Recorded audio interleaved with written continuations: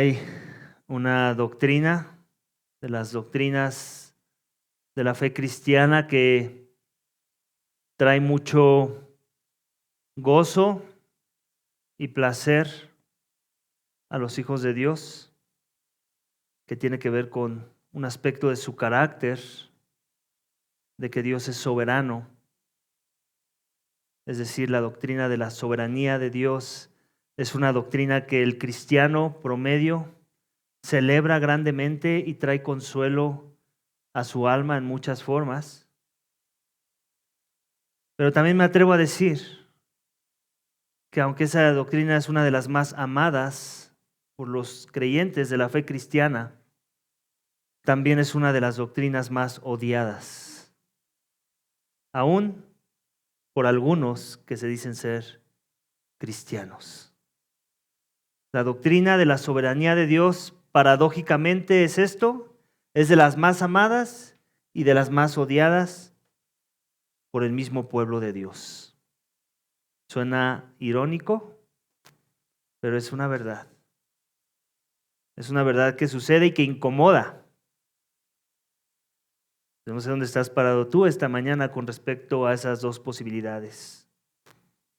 Amo la idea de un Dios soberano y de que debemos de exaltar la doctrina de la soberanía de Dios en la fe cristiana, o me incomoda y no me gusta, y tal vez no lo digo con mis palabras, pero sí con mi resistencia a someterme a las verdades reveladas en la palabra de Dios, que nos muestran el carácter soberano de Dios en medio de las cosas que Él hace. La carta de Romanos capítulo 9, versículos 1 al 29 que acabamos de leer, habla en gran medida sobre esta doctrina. Y aunque el punto central no es la doctrina misma del texto, sí es lo que nos ayuda a entender un poco mejor la pregunta que está anticipando Pablo resolver en la mente de aquellos que leen su carta sobre si Dios ha fallado y su palabra ha fallado como consecuencia de los resultados de la salvación misma. El título del mensaje esta mañana junta precisamente estas dos ideas. La soberana misericordia de Dios ha fallado su palabra. ¿Ha fallado su palabra? Vamos a ver que en el contexto de la iglesia a la que escribe Pablo en el primer siglo, él está anticipando que muy probablemente en los oídos, en las cabezas de sus oidores, está rondando esta posibilidad, esta idea en sus mentes de si la palabra de Dios ha fallado. ¿Por qué está anticipando algo así Pablo? Porque seguramente ha escuchado, seguramente ha sido testigo y seguramente le han venido comentarios sobre aquellos que se dicen ser pueblo de Dios en el contexto de la iglesia primitiva y que están especulando sobre esa posibilidad. ¿Ha fallado acaso la palabra de Dios? Y Pablo quiere corregir eso. No quiere que piensen por ningún momento que Dios falla. Es algo de lo que lo hace Dios. Él no falla. Simplemente el problema a veces sucede que no entendemos correctamente cuáles son sus planes, ¿cierto o no? El problema no es que Dios falle, es que nosotros fallamos en entender cuáles son sus propósitos, por qué hace lo que hace y cómo lo hace muchas de las veces. Amén. Entonces vamos a enfocarnos en esa idea hoy, a tratar de responder a esa pregunta: ¿ha fallado la palabra de Dios? Y después vamos a ver cómo es que no ha fallado y cómo el que Él sea soberano y misericordioso al mismo tiempo es lo que hace, en parte, garantía de que no ha fallado. Amén. He dividido el pasaje en 4 secciones, versículos 1 al 5, donde vamos a ver el dolor por el privilegio desaprovechado. El dolor de Pablo el dolor del apóstol de Jesucristo por el privilegio desaprovechado. ¿Desaprovechado de quién? De los israelitas, del pueblo de Israel, de los judíos como él. Así es que vamos a leer esos primeros 5 versículos. Acompáñame por favor nuevamente, capítulo 9 de Romanos. Y dice así, versículo 1 al 5, digo la verdad en Cristo, no miento, dándome testimonio mi conciencia en el Espíritu Santo, de que tengo gran tristeza y continuo dolor en mi corazón, porque desearía yo mismo ser anatema, separado de Cristo por amor a mis hermanos, mis parientes según la carne, porque son israelitas a quienes pertenece la adopción como hijos, y la gloria, los pactos, la promulgación de la ley, el culto y las promesas, de quienes son los patriarcas y de quienes según la carne procede el Cristo, el cual está sobre todas las cosas, Dios bendito por los siglos. Amén.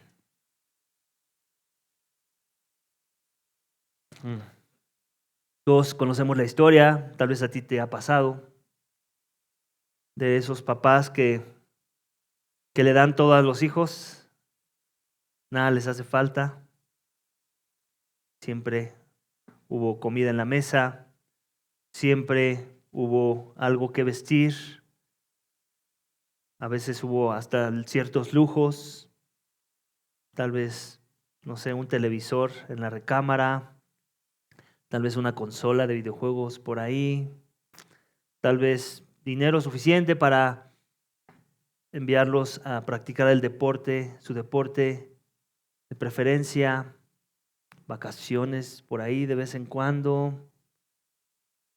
Y todo, ¿no? Todo como para pensar que ese niño va a ser un niño de provecho, un niño exitoso, según los estándares de este mundo. Todos conocemos esa historia, ¿no? Del papá que dice, pero yo le di todo y no entiendo por qué está parado donde está parado.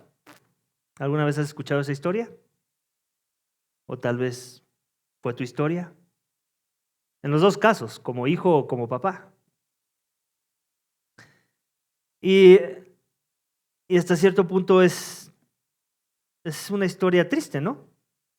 Porque es verdad, o sea, se les puso todo, como decimos por ahí, en charola de plata y que después no aprovechen esas oportunidades, pues es algo triste, es algo que no deberíamos de celebrar.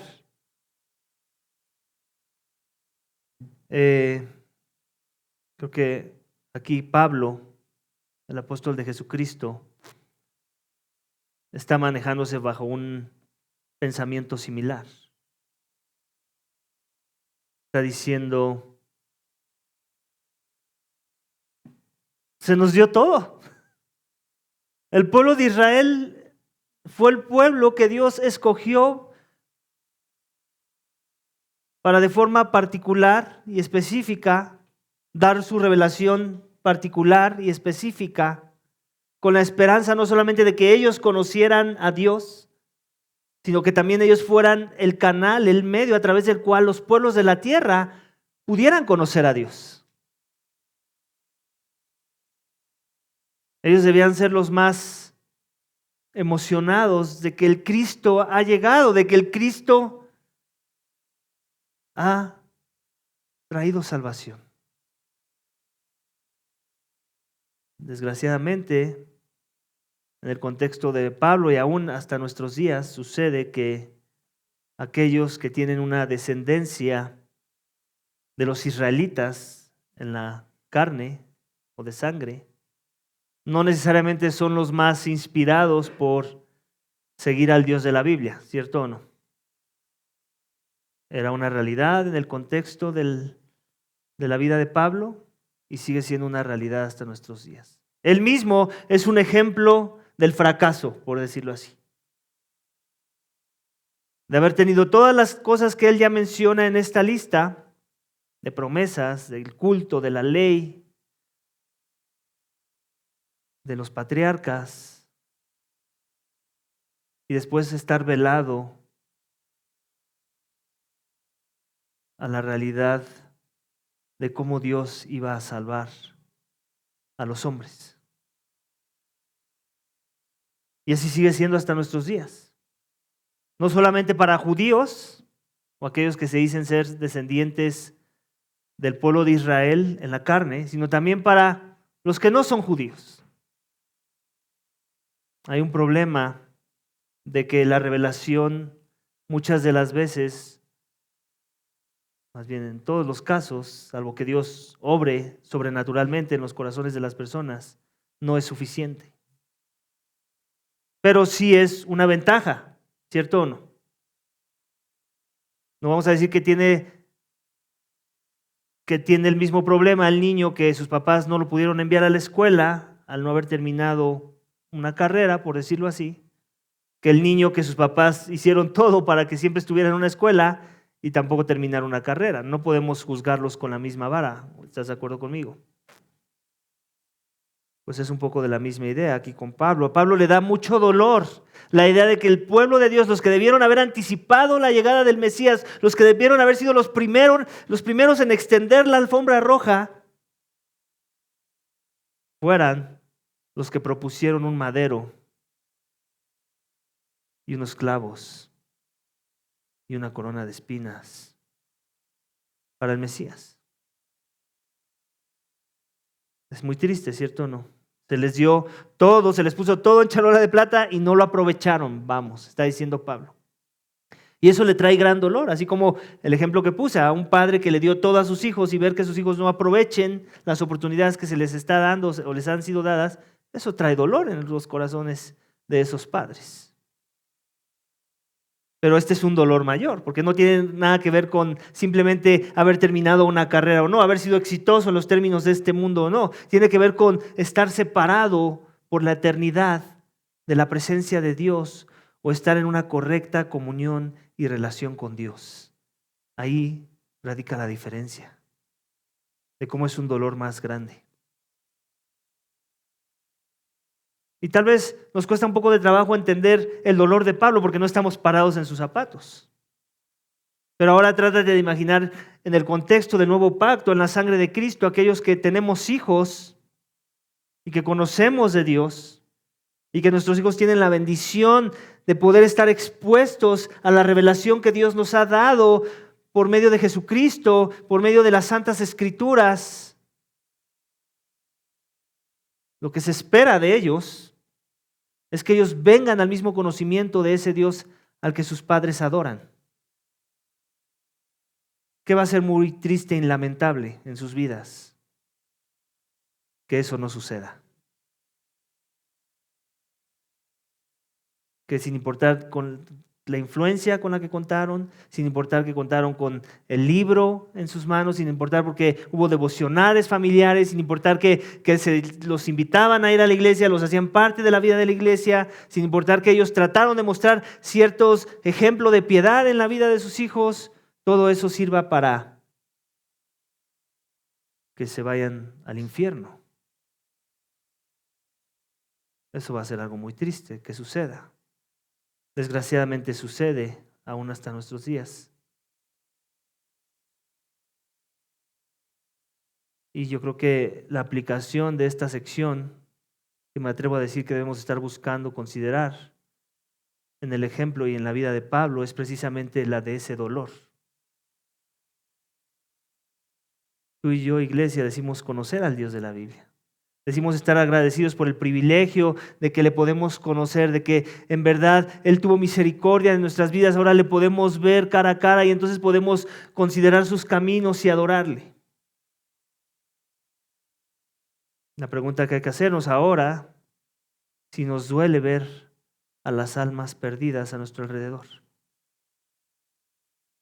Nos duele que haya muchos a nuestro alrededor que aún no doblan su rodilla al Mesías.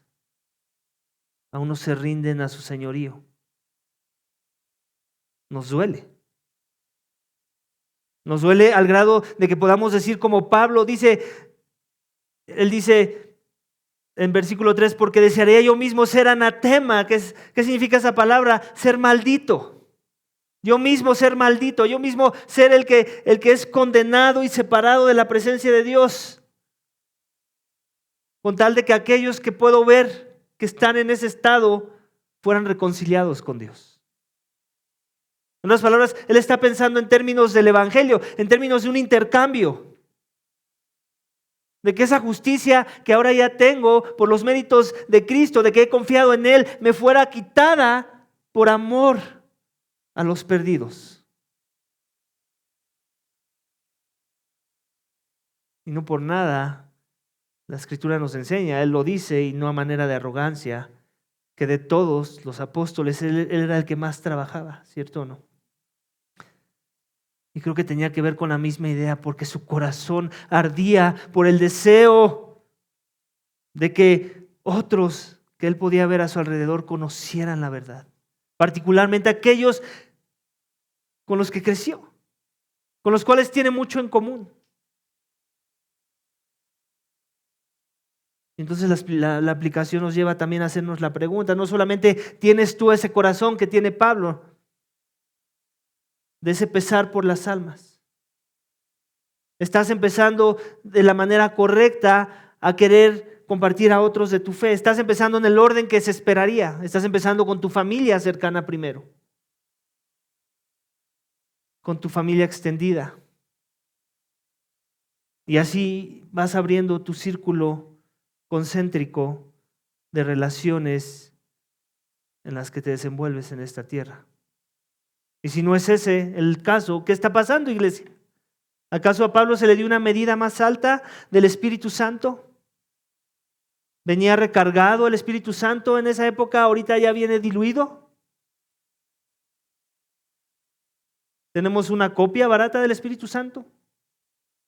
Entonces, ¿por qué a veces, y lo digo de mi persona, no hay el pesar que deberíamos de sentir por las almas? Creo que ese es un buen momento para reflexionar y hacernos esa pregunta: ¿qué me está deteniendo? Como para no tener un corazón como el de Pablo en este momento. Que aún mismo pudiéramos decir: Señor, estoy dispuesto a que yo sea condenado, a que yo sea uno de los malditos en aquel día, con tal de que fulanito o sultanito o perenganito sean salvos. Y que nuestro decir, más que decirlo en esas palabras, se pueda ver en acción. En cómo estamos buscando formas, en cómo estamos siendo intencionales, en cómo estamos siendo estratégicos para alcanzar a esas almas. Porque decirlo es muy fácil. Lo podemos decir ahorita. Yo les puedo decir: chicos, cierren sus ojos, vamos a hacer esta oración. Y todos decir amén al final de la oración. Pero después no hacer nada. Lo que revelaría que esa oración fue meramente pragmática y religiosa. Amén.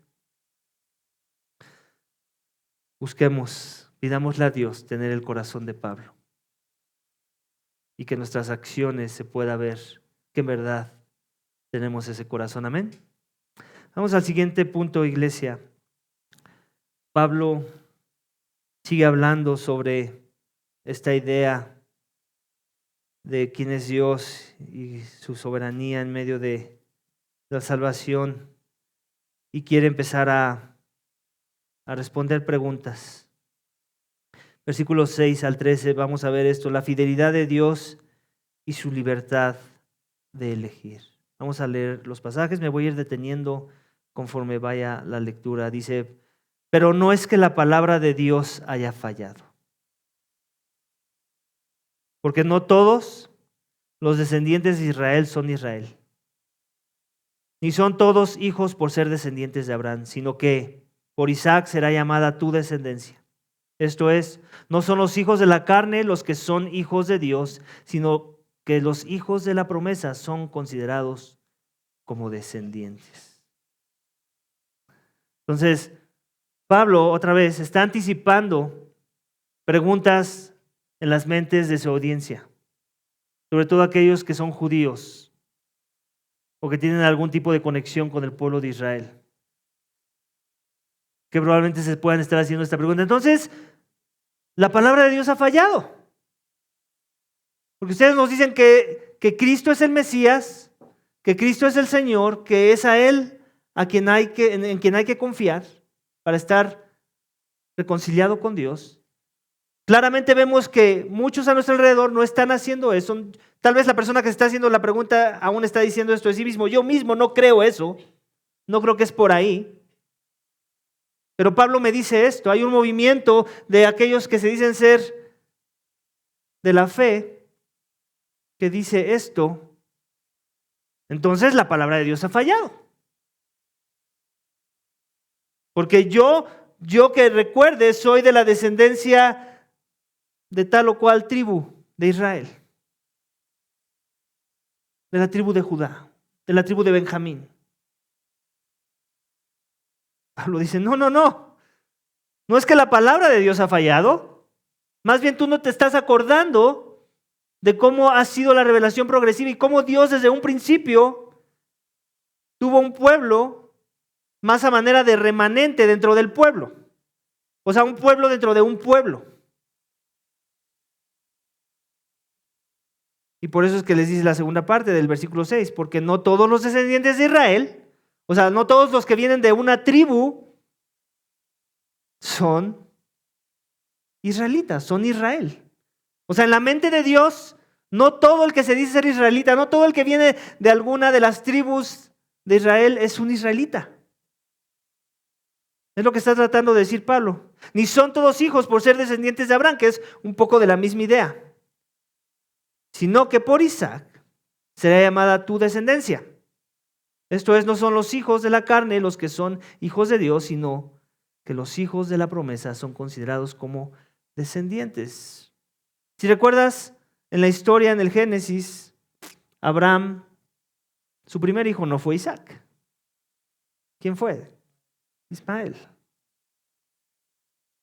Sin embargo, él no fue el hijo de la promesa. Él no fue el hijo que Dios le dijo que le iba a dar. Él fue el hijo milagro, ¿recuerdas? Fue el hijo que contra todas las estadísticas de que una mujer y un hombre pudieran tener un hijo en la tierra, sucedió. ¿Por qué fue así? Porque no provino de ellos, no había nada que ellos pudieran aportar en que eso se diera. Todo vino de lo alto. Fue un milagro. Con respecto a Ismael, ellos le quisieron ayudar a Dios. Sara le dio a su sierva, a su esposo, y fue así como trajeron al mundo a Ismael. Ese es cuando la mano del hombre quiere ayudarle a Dios, cuando el hombre piensa que puede ganar el favor de Dios con sus fuerzas. Entonces, ¿quiénes son los hijos de la promesa? Los que siguen el patrón del nacimiento de Isaac, que no nacieron de la carne, ni por voluntad humana, sino de Dios. ¿Se dan cuenta? Y continúa diciendo, porque la palabra de promesa es esta: por este tiempo volveré a Sara y tendrá un hijo. Y no solo esto, sino que también Rebeca concibió mellizos de uno, nuestro padre Isaac. Porque cuando uno de los mellizos no había nacido y no habían hecho nada, ni bueno ni malo, para que el propósito de Dios, conforme a su elección, permaneciera, no por obras, sino por aquel que llama, se le dijo a Rebeca, a la esposa de Isaac: el mayor servirá al menor. Tal como está escrito: a Jacob amé, que era el menor, y a Esaú aborrecí, que era el mayor. Entonces, aquí está diciendo Pablo, por si no se entiende la ilustración que te traigo, que es bíblica, con respecto a Isaac y a Israel y a Ismael. Bueno, pues vámonos ahora entonces con los hijos de Isaac. Tuvo dos. Los dos fueron concebidos al mismo tiempo, por decirlo así, en el vientre de su madre. Pero aún antes de nacer ya había, por decirlo así, favor para con uno y no favor para con otro. Antes de que cualquiera de los dos bebés pensaran en algo bueno o en algo malo, qué era bueno, qué era malo, Dios ya había derramado en su soberanía, en su amor eterno en el corazón del pequeño y no del mayor. En otras palabras, Dios tiene misericordia de quien tiene misericordia y se compadece de quien Él quiera compadecerse. No por nada que ellos hayan hecho, nos lo aclara Pablo, porque seguramente anticipa preguntas. Ay, no, pero acuérdate que él hizo esto o aquello, por eso es que ellos son los hijos de la promesa, por eso es que tú sabes, Jacob y las 12 tribus. No. Todavía no hacía ni lo bueno ni lo malo Jacob, y él ya tenía el favor de Dios por encima de su hermano. A Jacob amé y a Esaú, rechacé, por decirlo así. Si no te gusta la palabra aborrecí, la puedes cambiar por rechacé. Que al final nos lleva al mismo lugar, de que no encuentras el favor de Dios. Y es por eso que les decía al inicio en mi ilustración que esta es una de las doctrinas o más hermosas para el que está en paz con estas declaraciones. Y aunque no las entendemos en su totalidad, nos sometemos a ellas y creemos que son verdad. O aquellos que miran el texto, miran lo que claramente dice el texto y dicen, no, eso no puede ser así, es injusto. Y yo no puedo creer en un Dios injusto. ¿Lo has escuchado? Acusando a Dios de injusto. Mira nada más hasta dónde ha llegado nuestro pecado. Y tristemente, mis hermanos, yo conozco muchas personas que se dicen ser cristianos y no creen en este pasaje.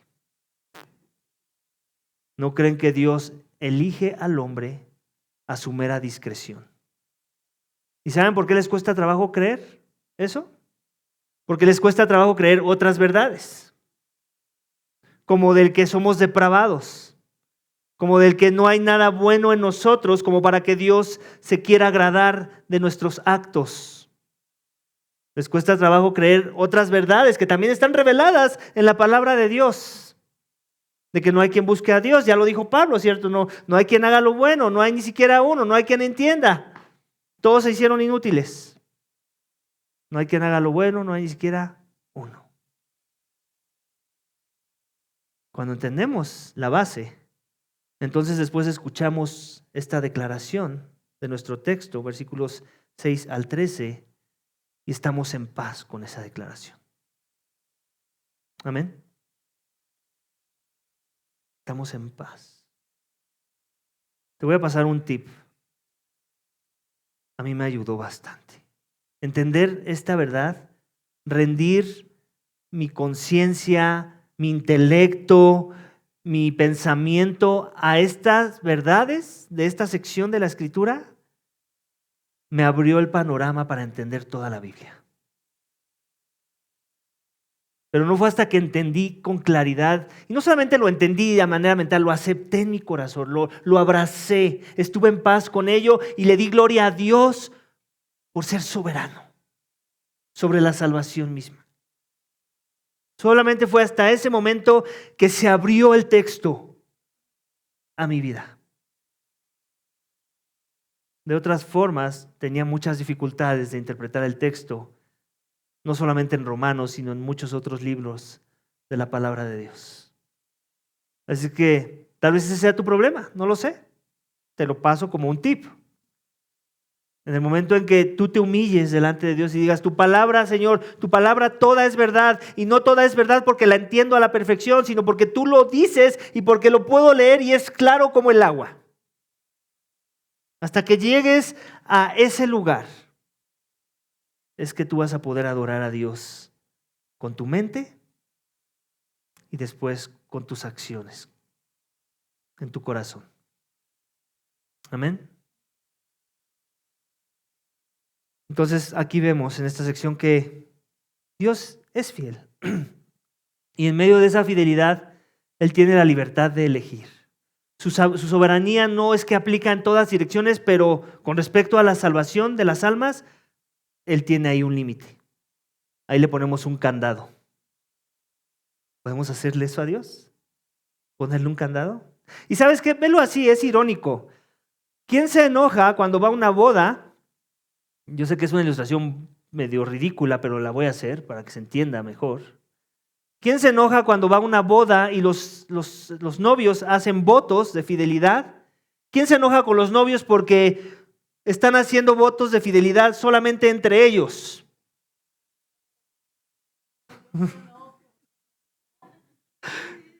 ¿Quién se enoja porque están haciendo ese pacto de fidelidad entre ellos? Nadie, ¿cierto o no?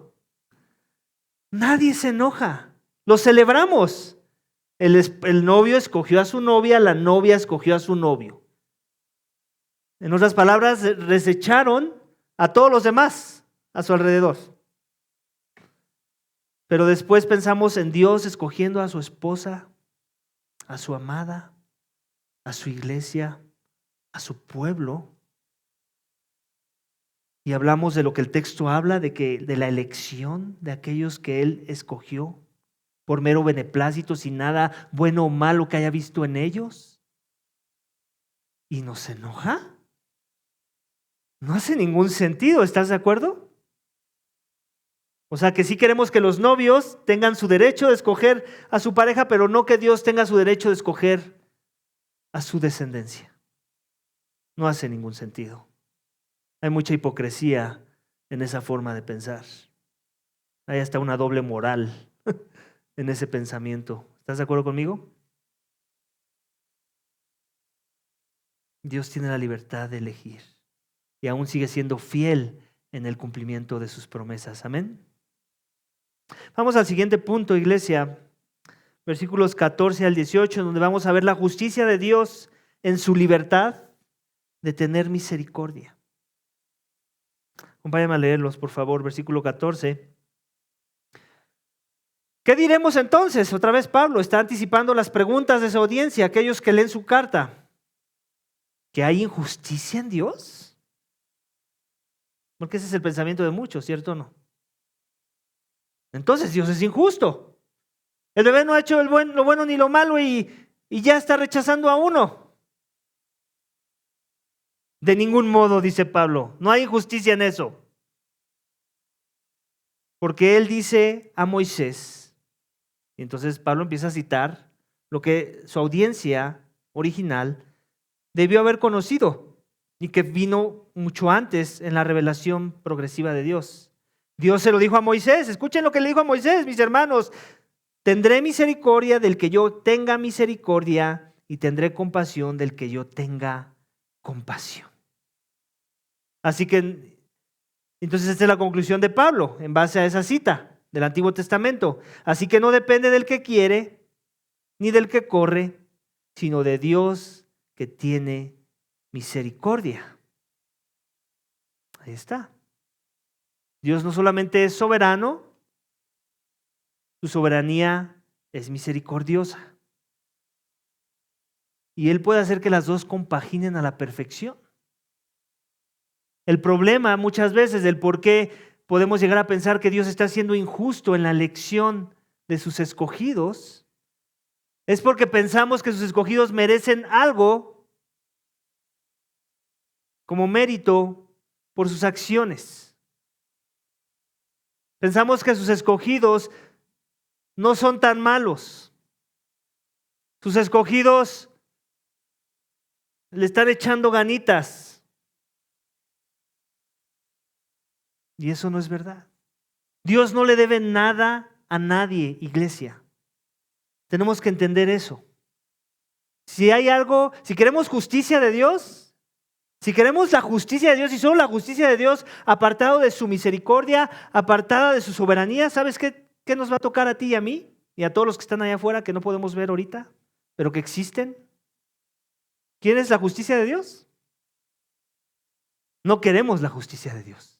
Sin esas cosas, apartado de su soberanía, apartado de su misericordia. La solo justicia de Dios nos condena en una eternidad en el infierno, separados de la presencia de Dios.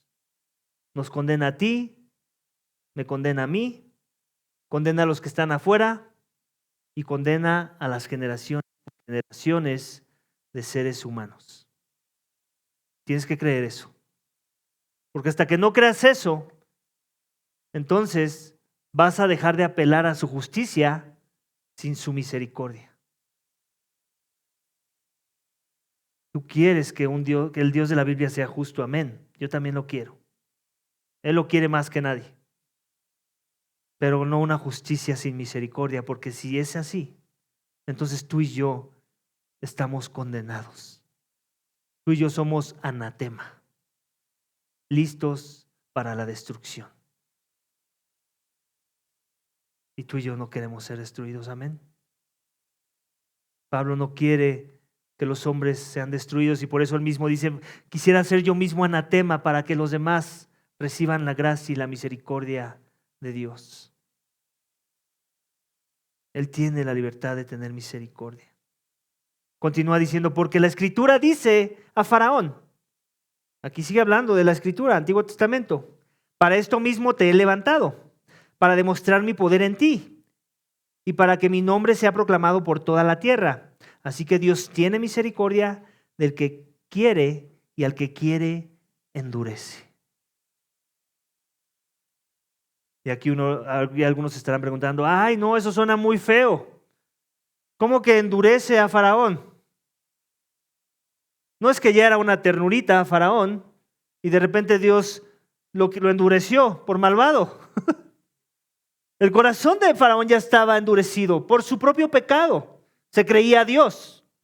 ¿Qué mayor endurecimiento que ese existe en el corazón de una persona? Si Dios lo deja en ese estado de endurecimiento o le endurece más, porque ahí dice que Dios lo endurece más, y eso es lo que vemos en la narrativa del Éxodo, que Dios endurecía su corazón y lo endurecía su corazón, pero no es porque fuera una víctima de su pecado, más bien era parte del juicio, porque su pecado ya era duro. Simplemente usó la materia que ya había ahí en diferentes formas para cumplir sus propósitos en salvar a su pueblo. No es que contaminó la materia del corazón de Faraón, ya estaba contaminada. Es juicio. Cuando Dios endurece el corazón de las personas, es porque ya estaba duro. Simplemente es parte de su juicio. Parte de, por decirlo así, comenzar a derramar su ira en aquellos que le han rechazado. Velo desde esa perspectiva. Nunca como es injusto. Amén. Dios es soberano y Él tiene misericordia de quien tiene misericordia y se compadece de quien se quiera compadecer. Y eso, los que somos del Dios, los que en verdad hemos confiado en la salvación por medio de los méritos de Cristo, lo celebramos en gran manera. No nos gozamos de la destrucción de los que serán destruidos, no por lo menos mientras no tenemos un cuerpo glorificado. El día que tengamos un cuerpo glorificado también puedes tener la certeza de que te vas a gozar por la destrucción de los que no confiaron en Cristo. Yo sé que es algo que tú y yo no podemos entender ahorita, pero también eso déjaselo a Dios. Descansa en Él, descansa en ese cuerpo glorificado del cual ni te imaginas cuál va a ser la experiencia una vez que lo tengas. Amén. Y por último, versículos 19 al 29, en ello vamos a encontrar la soberanía del alfarero y la gracia para los gentiles. Versículo 19, me dirás entonces, otra vez Pablo anticipando preguntas de su audiencia, ¿por qué pues todavía reprocha a Dios? Porque ¿quién resiste su voluntad?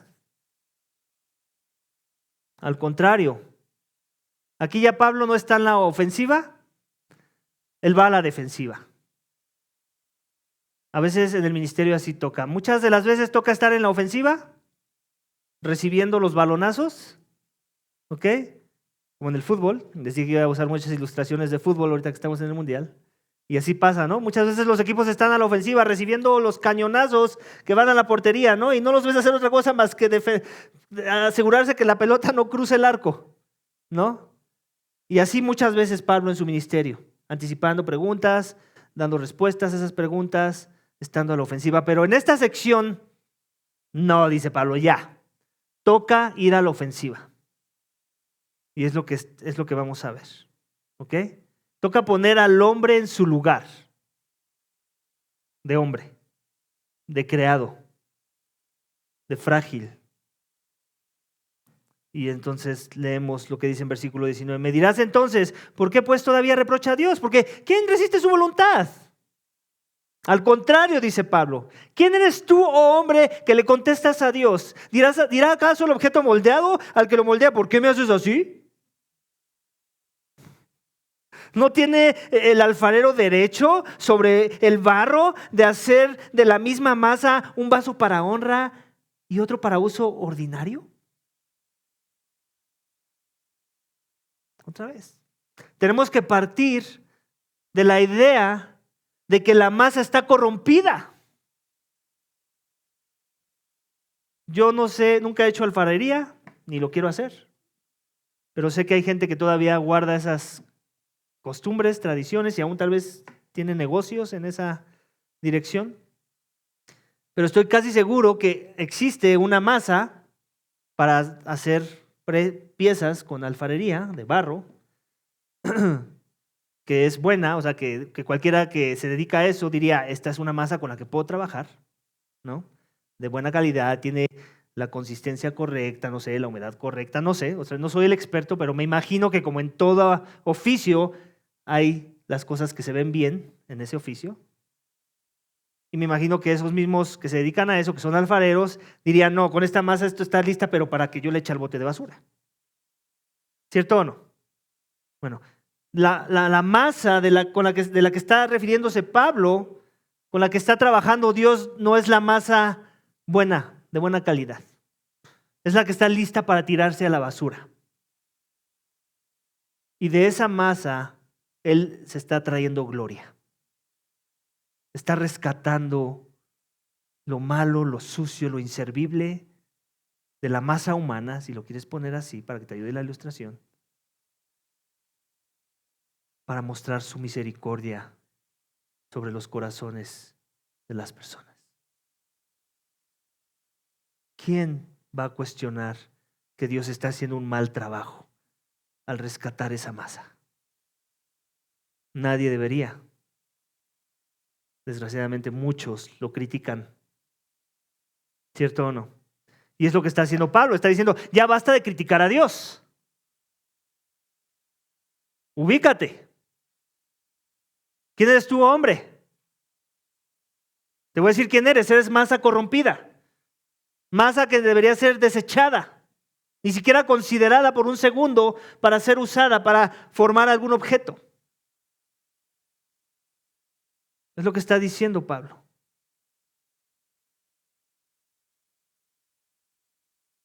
¿O tiene el alfarero derecho sobre el barro de hacer la misma masa, un vaso para honra y otro para uso ordinario o para deshonra?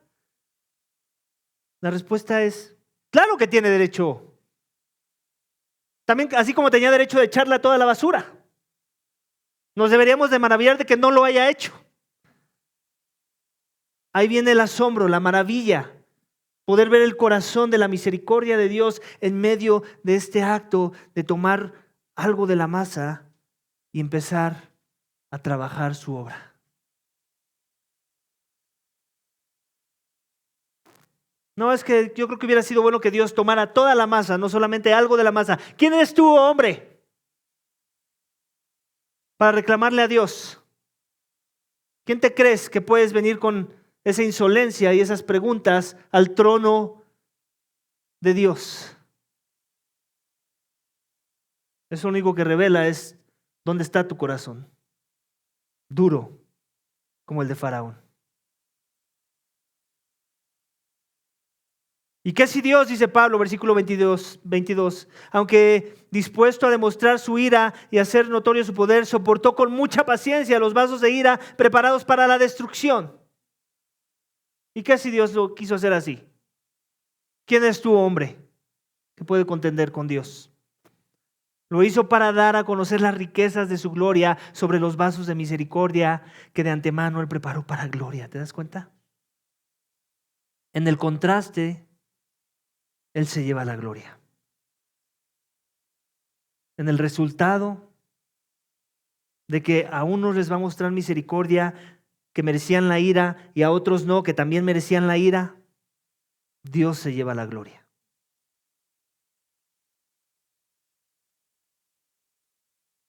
Es decir, versículo 24, nosotros, a quienes también llamó, no solo de entre los judíos, sino también de entre los gentiles. Como también dice Oseas, vean, esto no es algo nuevo, le está diciendo, vean lo que dice Oseas, están los profetas, por favor, hermanos. A los que no eran mi pueblo, yo llamaré pueblo mío. Y a la que no era amada, amada mía. Y sucederá que en el lugar donde se les dijo, ustedes no son mi pueblo, allí serán llamados hijos del Dios viviente. Y por si Oseas no es suficiente, vamos con Isaías, dice Pablo. Isaías también exclama en cuanto a Israel: aunque el número de los hijos de Israel sea como la arena del mar, solo el remanente será salvo. Porque el Señor ejecutará su palabra sobre la tierra cabalmente y con brevedad. Y como Isaías predijo, si el Señor de los ejércitos no nos hubiera dejado descendencia, hubiéramos llegado a ser como Sodoma y hechos semejantes a Gomorra. ¿Qué decían los profetas de Israel? ¿Que eran un mejor pueblo que los pueblos de la tierra? No. Está diciendo, si Dios no hubiera guardado en cada generación un remanente de aquellos que en verdad le buscaban, que en verdad le amaban, que en verdad se humillaban, que en verdad reconocían su señorío, Israel, Sodoma y Gomorra serían equivalentes. Las mismas perversidades, las mismas atrocidades, el mismo nivel de pecado que ellos cometieron, se hablaría del pueblo de Israel. ¿Qué hizo la diferencia? Que Dios siempre tuvo un pueblo dentro de un pueblo. Siempre tuvo a sus escogidos. Siempre tuvo a los que usó como para hacer sal y para hacer luz en medio de la corrupción, en medio de entre la que vivían. Y así sigue siendo hasta nuestros días, mis hermanos.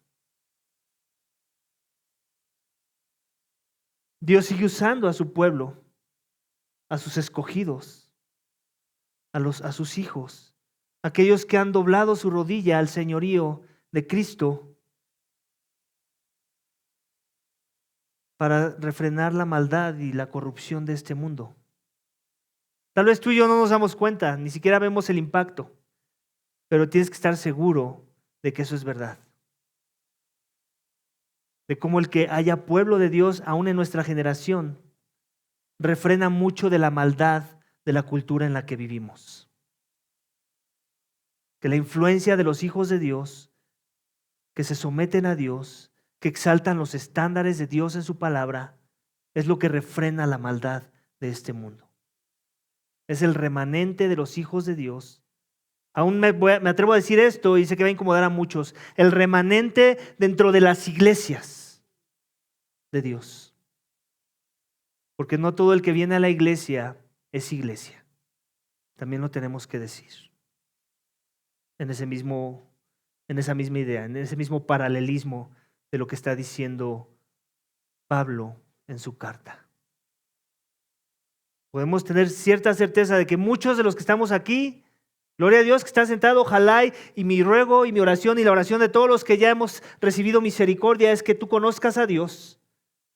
Pero también podemos tener cierta idea y cierta certeza de que aquí hay un remanente. Aquí no todos somos hijos de Dios.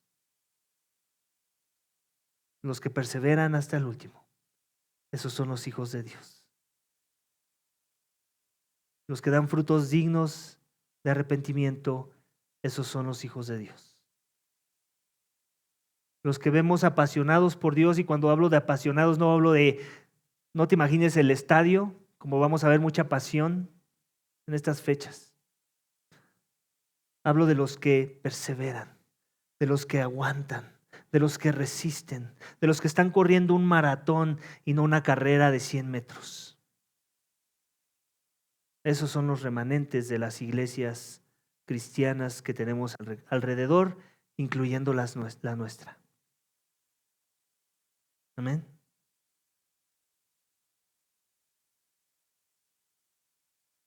Dios es soberano. Dios es misericordioso, iglesia, y no ha fallado su palabra. Su palabra está más viva que nunca.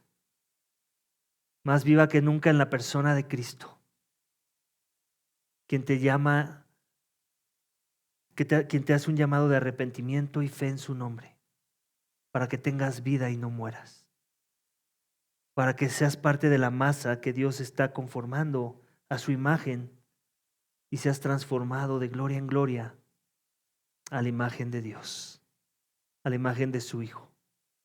Y lo único que se demanda de ti para que seas parte de ese pueblo escogido, de ese remanente del que ya hemos hablado, de los elegidos, es arrepentimiento y fe en su nombre. Hay una responsabilidad humana y la vamos a ver en el siguiente capítulo. Ahorita estamos viendo la soberanía de Dios y su misericordia en medio de esa soberanía. Pero no pienses que te escapas de tu responsabilidad humana.